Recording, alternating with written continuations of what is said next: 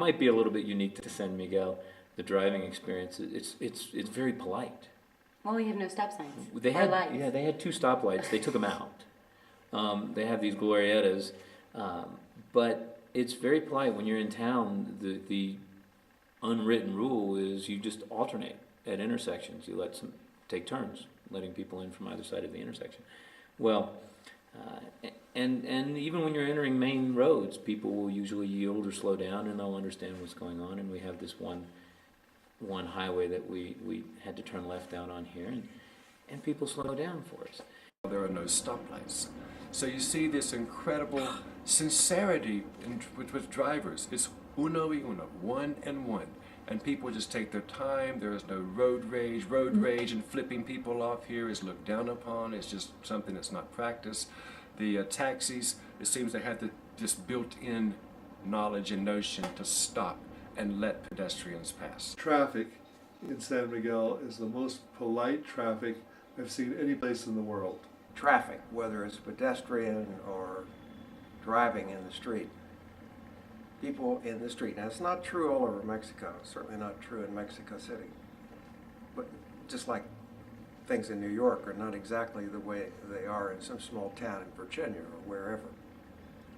But people here, if you're trying to cross the street walking, people stop and motion for you to go on. Or if you're trying to come out of a small street onto a main street, very often people will stop and motion you to come on out.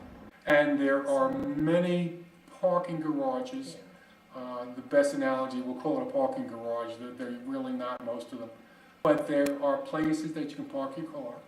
They cost anywhere from 10 to 15 pesos per hour, depending on where you are. People have commented about all these cobblestones down here, and they say, doesn't this tear your car up? And I said, look how fast we're going.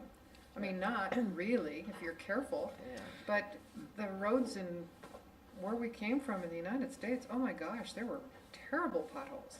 We stay on major roads, we stay on the quotas, except right around Pátzcuaro, we go out in the countryside.